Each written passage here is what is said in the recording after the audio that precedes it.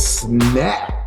It's your boys live and direct from Los Angeles, California. The rare, even though we just had one, but the rare bonus episode. Yeah. Right?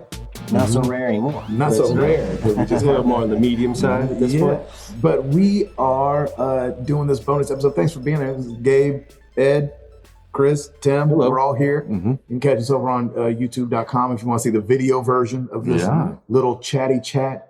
If you swirl the camera over and kind of look down, you'll see our boy Jason Stansel is in the building. Freaking Stansel is here. Stansel. It's amazing. And you're like, why are you guys in LA? Oh yeah, you know why we're in LA, for the Game Awards, man. The Game Awards, baby. They were last night, and we've had a heck of a time hanging out. It's been a full, our cups runneth over with blessing and goodness and traveling mercies. And so we are all headed back home tomorrow, Saturday. And but we wanted to get on here and do just a little something. It would be ridiculous to all be together and not do a little something. Right. A little something.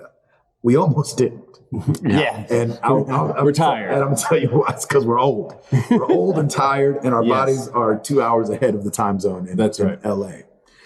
So we wanted to just break down to you guys a little bit just our weekend and the Game Awards, what stood out to us, talk about some winners, and then we'll let you guys go about your business. Won't be a long episode, won't be a long bonus episode, but just a little something because we recorded the podcast on Tuesday. That came out Friday, which sounds ridiculous because that's after the Game Awards happened. And so we wanted to be able to touch on this instead of waiting all week till next Friday for you guys to hear our thoughts. So we are in a boomy Airbnb. So if the sound is not quite what you're used to getting from us, sorry about that. That's fine. It's just, this is how it goes on today. We're working with what we got, baby. We're working with what we got. That's right. Let's see. Where do we even start? We all met up. I'm gonna just start from a little bit from the beginning and I'll do a quick wrap up. But it was really fun because me and Tim, flying from Nashville, had a layover in Dallas, where we saw this little redhead with his thumb out. And we told the pilot, like, hey, man, we should stop and pick up that little redhead. He looks lonely. And so we picked up Chris in Dallas, which subsequently we didn't know. Ed was flying through Dallas as well, but Ed was at DFW, and we were at Dallas Love Field, whatever it's called. And so we picked Chris up and came on to Los Angeles, California. And it was great. The weather has been amazing. We met up with Stansel at the airport, and we got to do the thing. So yesterday, what did it all comprise of? What was the first thing we got into before the Game Awards? Just an amazing breakfast, like a 2 hour long breakfast of just us hanging out, drinking coffee, eating good food, and we just got to all like catch up and talk, and it was just fun, man. It was just being together. It's one thing when you're, when we're doing the podcast every week, but like it's another thing when I can actually reach out and touch these jets and sit. It's just so much fun. So I love it. We're only together really at the Centennial episode. So even for us, it's 2 years of not seeing each other. And so this was a nice break of not seeing each other. That's right. And getting to see each other. Yeah, it was great. So amazing breakfast and coffee. And then we all got snazzy. Yeah, we did. Right? I loved it. Suit coats, suits. I dusted off my suit jacket because I don't usually wear any type. I didn't want to flex too hard, but I had a gold chain on. You did. I saw it. Don't think I didn't notice that. You usually wear a gold chain, but your pork was floused up. But it's funny because at the Game Awards, I was thinking, like, what do people wear? But it was a mishmash of everything. Yeah, it was a little of everything. Some people like really high end, and some people that were just like, came in and I saw one girl just came in a UCLA sweatshirt and like leggings. I'm like, yeah, probably a dev. Like I tried too hard. I tried too hard. That's right. And so we got to the Game Awards. It was really great. Somehow we were in the front of the line, even though we weren't meaning to be. And so we made our way in, and it was just surreal just kind of being in that environment. Peacock Theater here in downtown LA next to the Crypto Arena. And so I just remember kind of just like taking it in. We all did. Seeing the screens and it saying the Game Awards. Chris, what was like your first feelings of just being in the building? Honestly, as a video guy, the screens, the one in the middle on stage, Yeah. not only was it large, but it was so In charge. clear. It was also. It was like the resolution. I'm so curious what the resolution was on that because it was so crisp. Every video, all the text, everything was perfectly legible, and it was massive. And even the wow. logo of the game where it almost like looked 3D. The way it was that clear. Yeah, it was crazy. very, very sharp. It was nice. Yeah. Ed, what about you? What was your first kind of thoughts being in the building? It was just really cool because as we entered through the doors to go into the theater, you don't just open it and see the stage. You kind of like walk up and the stage is revealed as you walk closer to the seats. The seats kind of get As you lower. like crest. Yeah, you kind of come over. Yeah. And so it's kind of like this really, like kind of when you're on the highway and you're driving and you're going up a hill and you're revealed into a nice landscape. That's right. You know, and the stage was revealed and it was like, wow, that's where they're going to be. Oh, there's the little mini stage where the presentations will be and stuff like that. It was nice to see. Yeah. What about you? Yeah, Tim? me too. Like I just noticed it's a huge production value. Like there's screens everywhere, lights and everywhere. And I just remember seeing all the light trussing and all that stuff that was up there. And it was really, really cool. Just be like, wow, we're actually here. I think we kept going. We're at the Game Awards. Yeah. This is amazing. Yeah, So, and it was cool. weird, like sitting down, in this empty arena. Because again, somehow we got in really early, and seeing like Yuri Lowenthal walk past us, the voice of Spider-Man. And Neil Druckmann walked past 2 times, and I was like, "Oh snap, that's Neil Druckmann! This is crazy."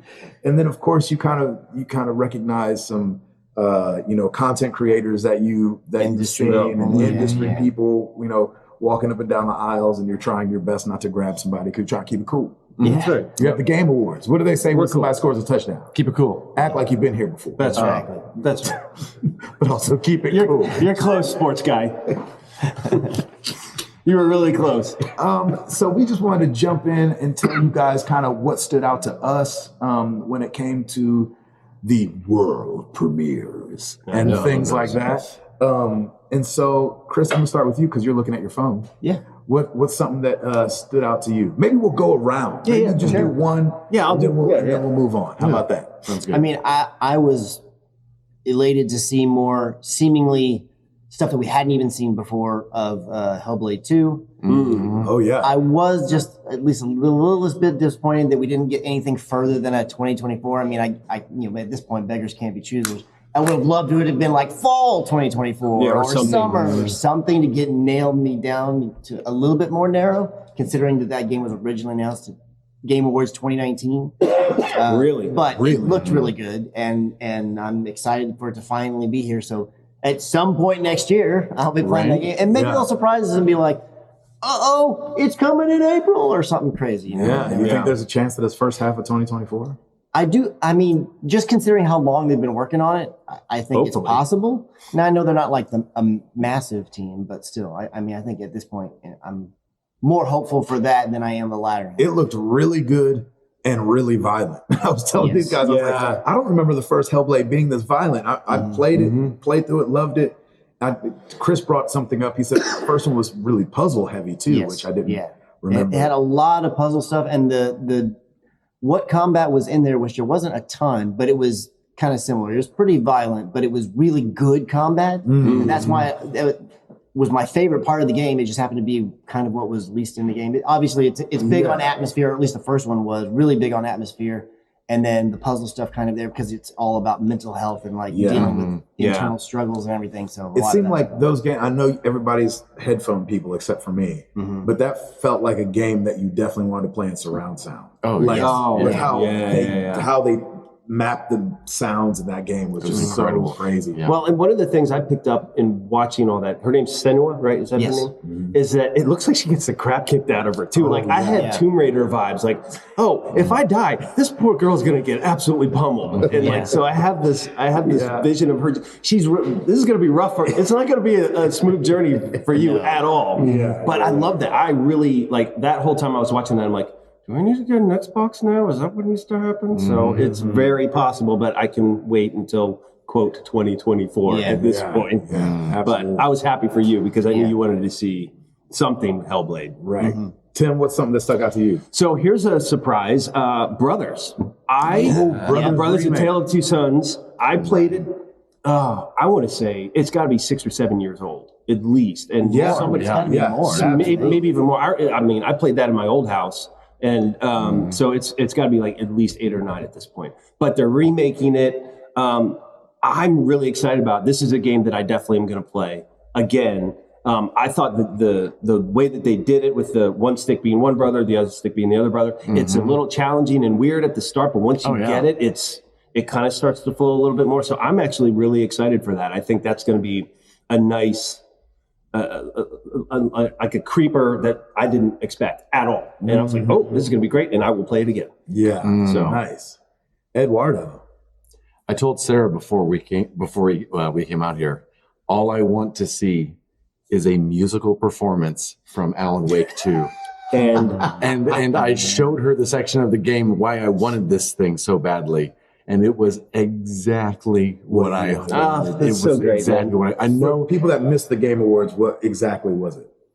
It started with a character from the game, Mr. Door, in front of a screen or a curtain, and the curtain dropped, and the band from the game, the Old Gods of Asgard, or I forget the name of the actual band, but in the game it's the Old Gods of Asgard, played, and all of the actors from the game were there, including Alan Wake, who danced, and the voice of Alan Wake, who sang, which I thought was really Yeah, cool. so interesting. So it was incredible. I'm sure if you haven't played the game, you were probably a little confused. Yeah, it was wasted on me. yeah, I was a little like, I was looking at Ed though, and I was like, okay, Ed's smiling from ear to ear. I must be missing something. That's right. You know what I'm saying? I was like, obviously, I'm not in on the joke. Whatever Yeah, the joke is, that's I'm right. not in on it.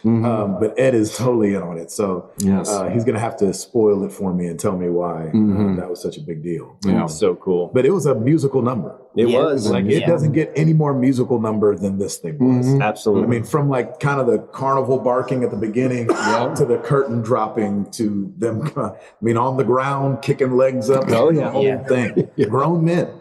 So, Yep, it was amazing. for me, we had Matthew McConaughey come out early, Yeah. which was Right. pretty crazy. So Yep. that's always fun. You never know who's gonna come out. And he showed a game that he's gonna be a part of. But what happened right after that?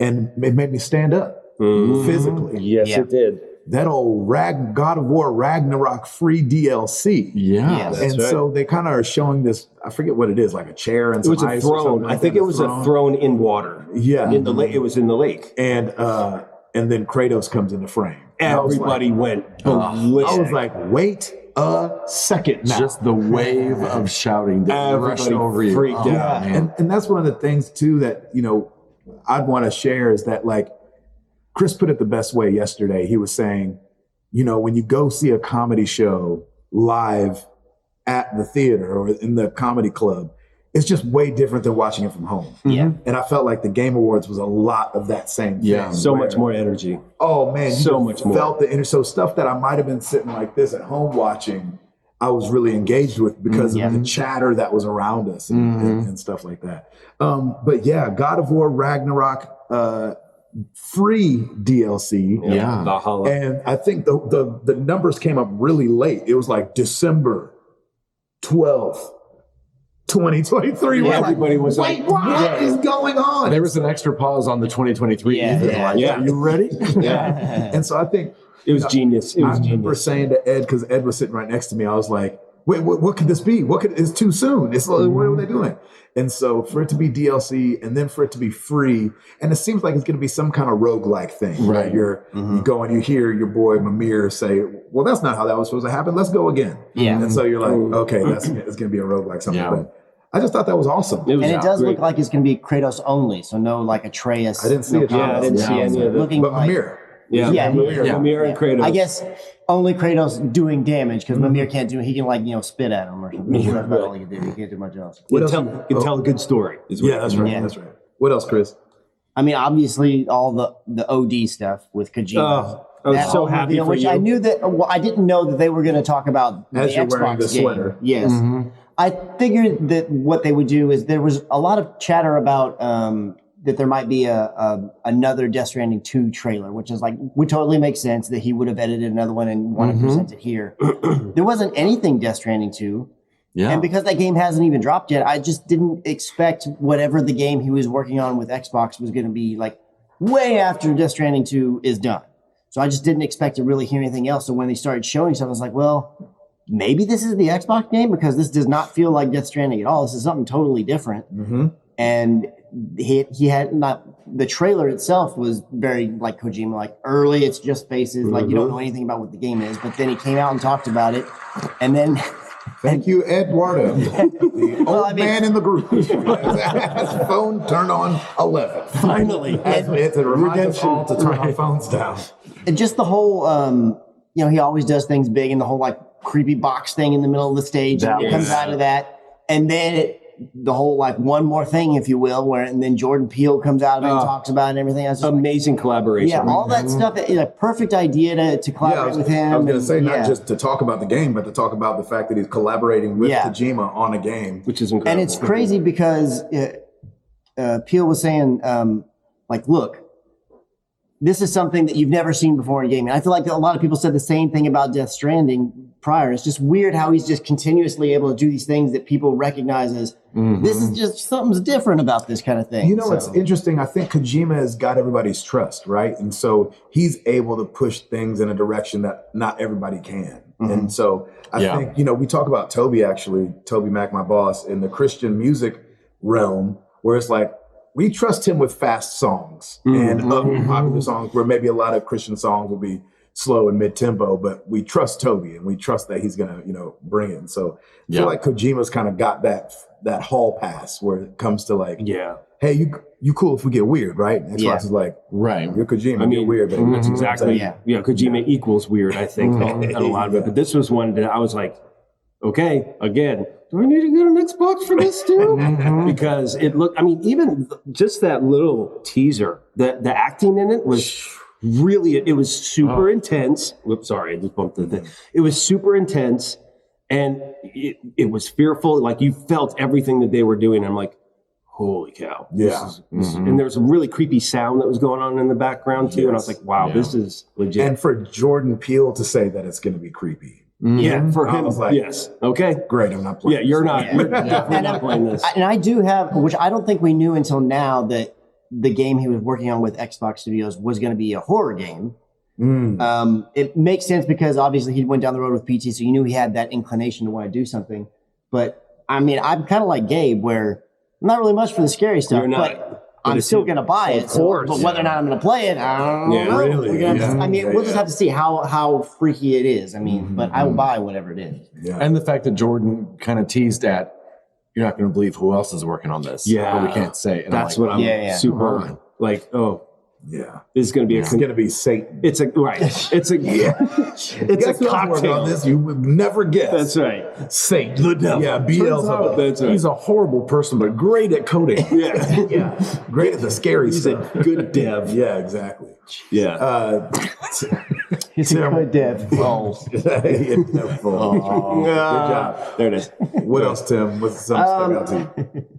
I have to say Blade. And I was like, that's a big okay, surprise too. when I saw Marvel, I was like, okay, it's a Marvel game. But then Arcane Leon comes in, Yes. and I'm like, that's a great combination. What another great collaboration to have Marvel and then Arcane. Their art style is so different and so cool. Interesting that it's going to be they said it was a third person. Usually Arcane does first person. So. And it's Blade. I love that whole, like, it's the vampire thing, and it's all I can think of is Wesley Snipes. I told you that the other day. But I think it's really cool. I think it could be a very, very cool game. And a lot of people freaked out over that. That was really cool. So that's another one that I'm interested in too. When it started in that barber shop, I had no idea. I didn't know what it expect was. a blade. Yeah, Neither did it I. was so well done. And it was really cool because it starts with like all these crosses. And I'm like, what's all this? Like that barber has like all these crosses. Yeah, out hanging from the ceiling, front, and even the front door is just a lit cross. And then you go in. I'm like, it all makes sense now. That's really cool. That's awesome. Somebody get Tim a pillow while he keeps hitting the table. Yeah, sorry. I talk with my hands, man. Ed, what about you? Well, it's the first time I've ever seen a Muppet perform live. Oh, Yeah. So it was nice seeing Gonzo and Camilla there. I was really taken by that little indie game starring the deaf girl called Harmonium, the musical. yeah. Oh, that's right. Yeah, That's I am right. intrigued by that. Yeah. Absolutely. That What a looks really juxtaposition of making a game about a girl with hearing problems and it being music. Right, You know? right. Yeah, that's going to be really interesting. It looked full of heart. It looked Yes. precious, Yeah. really. You know? Just really super sweet. Yeah, absolutely. And I love art that style was cool. And I love that a dev took that upon Yeah, themselves to absolutely. be like, we're going to do this. This is needed. Well, and Yeah. when stuff like that happens, you know that it's from something. Yeah. You know what I'm saying? You're like, ooh, this is from a life This, experience. this you came weren't like, from someone. what if we did a deaf girl? You know what I'm saying? Like, Right. you know, you could just This tell wasn't it. conjured in a conference room, Yeah, right? that's This was Yeah, this was Seems like something. it'd be personal. Yeah, You know, exactly.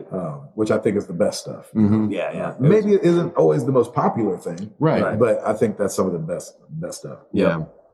Man, so me and Ed are sitting next to each other. Unfortunately, Ed was sitting next to me because Ed had to deal with me hitting and pushing him all night long because I'm a physical when I'm watching, but when I get excited, And I am super ticklish, and Gabe does this thing when he's excited where he grabs my knee. I'm like, We had to control these two. It was unbelievable. Yeah, sorry about that. Yeah. But I don't know if we knew who it was at first, but we saw. But Sega did a A mismatch. a kind of mishmash. reveal. Yeah. And what's weird is going back and watching it again, there was a bunch of clues leading up to that I missed. But the one I did see was the license plate that said Right. Crazy Taxi on it. And I hit it, and I was like, oh, I'm going to do Crazy Taxi. And the first thing they show is Jet Set Radio. Yeah. And if you've listened to the show for any amount of time, you know your boy loves Jet Set Radio. It's one of my favorite soundtracks. I listen to it on Spotify, like, you know, maybe twice a year kind of that's thing. amazing. Just because I love that so much. I played Super Bomb Rush because it was kind of like the spiritual successor to Jet Set Radio. So to see Jet Set Radio like redone in that way was really cool. They announced Jet Set Radio, Streets of Rage, Golden Axe, Shinobi, and then Crazy Taxi. I think that was all of them. And Crazy Taxi was so good. Oh man, I was so excited because I loved Crazy Taxi, and so that'll be just a fun one to feel again. I was telling somebody today that I just hope that it's still snappy, and you know, sometimes when the graphics get hefty, it takes away from the snap of the game. And I feel like especially Jet Set and Crazy Taxi, they need that snap still. They need that just quick trigger, reverse drive, you know, just the whole thing. You need it to feel like the. And so their whole thing was power the next level. And so Streets of Rage too. I don't know if I said Streets of Rage, but it's just, I'm so excited. You know, Sega, I was a Sega kid from, you know, I had the Genesis and I had the Dreamcast, obviously. And then one of my buddies had the Saturn. And so I was a Sega kid growing up. And so, you know, at least 3, if not 4 of these titles are like just right up my alley. I've actually never played a Golden Axe before. But Jet Set, definitely have played Shinobi, Streets of Rage, which I just love, and then Crazy Taxi. And so that was like, that might have been like the announcement of the night for me. The fact that all 5 of those were coming back and getting remade. And Keeley kind of mentions that they're games that'll come out over the next couple years. It didn't sound like immediately. It almost seemed like it was gonna be like a package thing, like buy this bundle of all these games. Which would that's freak not, everybody out. Yeah, that's not what it's gonna be. They're gonna kind of come out as they finish them up. Kind of thing. Yep. Christopher? So I had heard about this, and I don't remember at which of the events and whatnot, but because I hadn't played any of the like beta stuff or anything, but I was actually really excited to see and to see that the finals was like shadow dropped. Yeah. And like on all platforms that it's available on, they're like, it's just now. So I'm excited when I get back home. I'm definitely going to download because I believe it's free to play. Yeah, I think it's free to play. And just going to jump in and finally see what that's all about. Yeah, that's what kind of game was that? A first-person shooter situation? It is, and again, not having played it, I don't know everything about it, but it seems like it's like you're on a team, maybe someone similar to Apex, and then you're going down to be the final. You're trying to be the final team to win the final. Was it threes? I think it was 3. I thought that's what. That's what it looked I'm like. remembering right. Yeah. That looked really cool. Tim, was there anything else that jumped out to you? I know we're getting skinny here on some of these games. Yeah, no, I was trying to look for the one. It was just a quick. What was the name of it? It was just a quick cinematic. The girl with that helmet that would come down. It was the last. The Last Guardian. No, the Last Sentinel. The Last Sentinel. Yes. Yeah. I was like, that looks kind of cool. You've got this like AI, this machine thing versus and a lot of robots versus a lot of things. Yeah, it was. I was like, that's kind of cool. I dig that. Absolutely. And I don't think we got any gameplay out of it. No, it was literally a cinematic. But it was like a cool idea. Yes. You know what I'm saying? And so, And they did say, they're like, this is like really, we're basically just showing you kind of like Just concept in a way. Yeah. We're just showing you this cool helmet. it's way up. Which kind of remind me a little bit of Dead Space. There's different helmets in Dead Space, but I was like, you know, it's funny. Yeah, the way it was wearing cool. that light down her back, I was like, I wonder if that's very Dead Space. Somebody from the Dead Space team at least helped with, coming up with that. Mm-hmm. Speaking of games with heart and games that came from something, the fact that they had the actor from Assassin's Creed who had started his own game studio. In his dad's honor or something? Yes. Abu Bakr Salim. And the game is Tales of Kenzera. And that was sweet. I mean, there's a reason he's an actor because I was ready to break down. Well, he was getting choked up too. It was he presented that really cool. nicely. Yeah, I thought that was awesome. A game I've been following, and it feels like we just haven't gotten a whole bunch of information about it. We finally got to see a little bit more from Game Science. It was Black Myth Wukong. Oh, yeah. And so it's that like, it looks like big monsters and you're this little like monkey guy with a bow staff. And I don't know, something about it. I don't know if it's just the art style that I saw early on, but something, or how like AAA it looked with such a small team. It grabbed me a couple years ago. I don't remember the first time I saw it, but I've Google searched it a lot to just make sure I wasn't missing anything. And so right when it started up, I was like, hit Ed. Of course. I think this is Wukong. The one with the monkey. Yeah, the one with the monkey.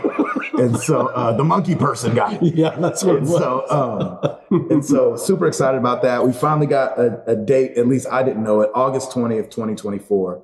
And so, Black Myth Wukong. It also looks hard. Yes. And so, Tim's going to play that one for us. There was a lot of games, or more than I was expecting, that kind of felt like it had that kind of, for lack of a better way of saying, but kind of that Souls-like kind of the battle From Software fighting mechanism, kind of style, I mean, because like there was the Rise of the Ronin, which kind of had it's you're the two characters, but it's just a lot of games that had that this year. That it was kind of surprising how many kind of seemingly followed that trajectory. Yeah, absolutely. And that type of fighting I used to be so scared of it and wouldn't play. I'm like, there's no way I can do this. But after playing those kind of games, like Elden Ring and that kind of stuff, I'm like, I'm in. Let's go. Let's do this. I'm a big boy. I can handle anything now. It's so great. So it was very. So one that, and again, I'm probably not going to play it, but it was just fun to see them on stage. But Light No Fire, from the creators of No Man's Sky. Hello Games. And what was so funny was, how did he say it? He was like, this is really ambitious. This game is super ambitious. This game is super ambitious. The whole place is like, oh, here we go again. Just because the story of No Man's Sky is that one was super ambitious. And when it launched, it was not the game that we thought it was going to be. And it's taken it years and years and years. But it seems to have gotten to a really sweet place where people really love it. It's redeemed itself, for sure. It's totally redeemed itself. I hit the table again. Gosh. Sorry. That's from Dumb and Dumber. That is. Oh, okay. Yeah, thank you. Yeah, I did too. I just hit the table. That was that's what I was know. We focusing know, on. Tim. Yeah, Thanks a lot. Yep. You hit the table, I'll play the music. There you go. Yeah, exactly. Good. So that was the last one for me. That And he kind said of- there were 12 devs or 12 guys working on that one, right? You said there was a dozen of them or something like that. That was a different guy. Yeah, I don't no. remember, but it was like a It's lot small. of small teams. And I've always been so impressed with Hello Games. They're just Yes. small and they just do it. And I don't know how, but they do it. And Get it's it done. super ambitious. And now they've tripled their team from No Man's Sky, and what they've got looked really interesting, actually. Yeah. And it looked ambitious. And- I Yes. can't wait for the Jurassic Park memes to come out about yeah. this next game. Oh, yes. Yes. Let's talk really quickly, then we'll let everybody get back to what they were doing. Winners. I think there was no surprises. Maybe. Really? I don't think there were no upsets, at least. Yeah. Now, depending on who you are and what you think should have won, maybe. Yeah, that's right. But in general, I don't think there was anything major But for those shocking. paying attention, who we thought would run the table ran the table pretty much, right? Yeah, I think so. Baldur's Gate 3, every time it was mentioned as a nominee, the whole place would go berserk. yeah. And it had all four of us, maybe even Stancil, five of us, going like, should we be playing this game? Like what are we missing? Like from game of the year to voice actor to, I mean, just it was Is this another Baldur's Gate. BioShock Infinite where we just never played it and then I once we played BioShock. Well, yeah, then I love played that it. game. Like we were like, what is this? game. And then we played it. I don't know. You know what the sneaky one for me is, because Ed's got the winners pulled up, was Armored Core. Yeah. Armored Core 1, what was that? Action game. I was like, okay. I was like, there you go. Because I never played it, even though obviously because of Elden Ring, like, from software, but like I just never. Did anybody play? No, I felt like that was one that people were really excited for, and then it dropped, and it just kind of went away. Snuck under the radar Yeah. somehow. Legend of Zelda winning action adventure game. Yeah. I thought that was cool, and I don't know if you guys are like me, but sometimes when those games win those awards, you're like, okay, it's not game of the year. Yes. That's what Like I you thought. gotta like click it off the thing. I was like, okay, well, that's not winning game of the year, which I didn't think it would win anyway. It's the consolation prize for Yeah. Game of the Year. Let's see. Alan Wake 2 took home a couple things. Narrative, best art direction. Super Mario Wonder, again, won family game. You're like, okay, that's not getting game of the year either. I did love that Sea of Stars won independent game. Yeah. I was saying to him, I was like, oh, I hope Sea of Stars gets this one just because I've played it. I've played a couple hours of it, and I just think it's really nostalgic, and they did it really well. Yeah. There were so many categories that as they announced who was nominated, it was just like, wow, this is a tough category. Like Yes. anyone could win, and I could understand why. Yeah, absolutely. The one that threw me off was most anticipated game. I thought that was gonna go. You know, it was like Tekken 8, and I forget what else was in the category. But I remember leaning over and saying to Ed that I didn't think Final Fantasy VII would win. Yeah. Just Star because we've Wars kind of or it was Star Wars Outlaws. Yeah. I thought it was going to be Hades too. Yeah, Yeah, Hades yeah. too. And when they said Final Fantasy, I was like, huh. Just because we've gotten a piece of it already, and so it doesn't feel as special as something like a Hades 2 or a Star Wars Outlaw, which we've gotten none of before. And so I was really surprised by Final Fantasy VII getting that one. And like we mentioned, obviously, Baldur's Gate. Best adaptation, I thought was up in the air between The Last of Us and the Super Mario movie. Yeah. And I didn't know if just because of the sheer number of dollars that Mario made, Yeah. if it would end up taking that one home. But Yeah. The Last of Us took it home, which, like you're saying, felt appropriate. Yeah. Like it didn't feel. Yeah, that felt right. Yeah, it didn't feel right. weird at all. Mhm. The only bummer that I had was that Spider-Man 2 was up for 7 awards and took 0. Yeah. Yeah. And I don't know if it's just because of me and my boys playing it. And so maybe I like it more than it actually is a good game. But dang it, I really loved that game. And I was heartbroken to see it not take home anything at all. Yeah. Did you guys feel like, I think you, Chris talked about it not taking anything home. I think you felt like you knew that wouldn't. I didn't think that it would take anything home only because it was so It's a tough year. stacked this year. Yeah, and I mean, a similar thing happened when the first one came out. It was. I don't remember it being nominated for 7. I don't remember how many things, but it didn't win anything it was nominated for there either. And I mean, I think it could have won. Like, I think Yuri could have won in the category. Absolutely. And I think, granted, I haven't played the Baldur's Gate. That went to Baldur's Gate as well. The gentleman who won there, I forget his name, but I think it could have won like art direction, or it could have won some of these other ones. Again, not that Alan Wake or any of the others aren't deserving, but I think it could have been one of those situations where they're like, I mean, give it something, because clearly, I mean, these other ones are going to take home something. Not that it's like a tit for tat kind of thing. Sure. I feel like, man, I can see where other people thought like, oh, it's just too stacked of a year. But from my perspective, again, being a little bit jaded in that it's one of the few games I played this year and I really loved it.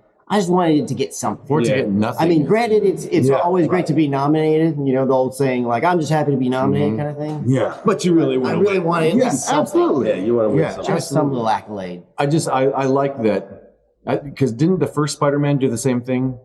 Yeah. And it still is considered one of the best games. Yeah. You know, and so it's, you know, Shawshank was, I think, 8 nominations, 0 wins. The Color Purple was, I think, 14 nominations, 0 wins. Wow. So it just goes to show that you don't have to win in order to be remembered as something great. Exactly. So, Yeah, That's good. That's a good point. That's true. So that was the Game Awards for us. Yeah. And I think we'd be remiss not to at least mention a little bit of today and what we got to do, which was a love letter to Ed Placencia. We got to go real quick. I mean, Stancil was kind enough to call a friend of his who works at the Jim Henson studio, and was able to get us on the lot. And it was just at one point they had Oscar the Grouch's trash cans. Just, you know, way up high, like you know, and we were up there looking at them, and I just turned to the fellas and I was like, this is our childhood. Yeah. You know, like we were all in the corner looking at these 2 old trash cans, feeling it. Taking pictures of trash cans. Yeah. It's the first time I'm taking a picture of a trash can. That's right. Yeah. It was special for sure. It was a bucket list moment. Going on there and knowing that even before that, it was Charlie Chaplin's studio. Studio, and just be like, this is a hallowed ground for motion pictures and just everything. Like, he paved the way for so many things. And then Jim Henson and like the whole Henson company kind of taking that over and preserving a lot of what he had done too. That was magical. It was so cool. It was just magical. And then we got to go over to and spend an hour or two over at Day of the Devs, which is that was great. indie kind of showcase. I loved that. A bunch of screens set up and a bunch of indie creators that they've got their games out there that you can play. We didn't play much. We watched a lot, but we didn't play much. But it was just really cool to kind of, I was telling Ed, you know, I think it's entrepreneurialism or whatever it's called. Is really brave to me. I think it takes a lot to believe in an idea and put your all into it. And it can't be cheap. It can't be safe. You know, it's not the road. It's the road least traveled. What's the word? Less traveled. Anyway, it's not a paved road that a lot of people take. It's not a freeway. It's a back road. And so it's just cool being around that energy. Got to run into some old friends that we've kind of known from the internet, but not seen in person. Not having met in person yet. So Khalif Adams from the Spawn on Me podcast, me and him were on a podcast called DLC together earlier this year. Who's the guy you met from YouTube? Kevin Kenson. He does a lot of a lot of hardware reviews, and he'll review various games and stuff. A lot of stuff in the gaming realm. Not really journalism so much, because it's just his own opinions and perspective. But he's really good and in depth about like new hardware and like, why are these controllers or how these controllers compare to these other third-party controllers or whatever it might be, and showing off all the special consoles like the Spider-Man one and this and all that kind of stuff. So followed him for a long time. It was really cool to see him. He's just walking. We were talking with some people and he just walked by. I'm like, I've been watching that guy for like years. I'm gonna go say hi to that guy. That's so cool. Yeah, that's so cool. And then we got to see which feels like our nephews. In a way. We got to see Alex Van Aken and Blessing Adeoye Jr. from OK Beast at the time. And now have I mean, taking their own paths where Alex is over there at Game Informer. Blessing obviously is over there, Kinda Funny. So it was just really great to hug their necks. I'd never met Alex before. Yeah, I haven't either. And so I obviously had met Blessing, but it was great to introduce him to these guys. Yeah.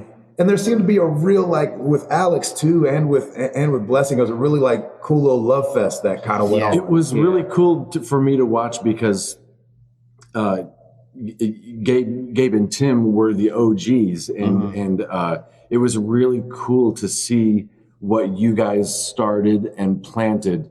To see, you don't always see the fruits of what the seeds you sow. Yeah. And it was not only cool to see those fruits, but then to see him tell you how he much said it meant some to him. sweet things to us. And he could very rarely be like, I'm this big guy now, and thanks for coming over and saying hello. But he was very like, you guys have done so much and inspired. And it was so cool to see him tell you guys how much it meant. It was really cool thing to see. He was really sweet to say that. I felt like a proud dad. Yeah, exactly. So we should feel like proud dads, basically. Yeah. And it was like really, really cool. I really enjoyed It was a cool moment.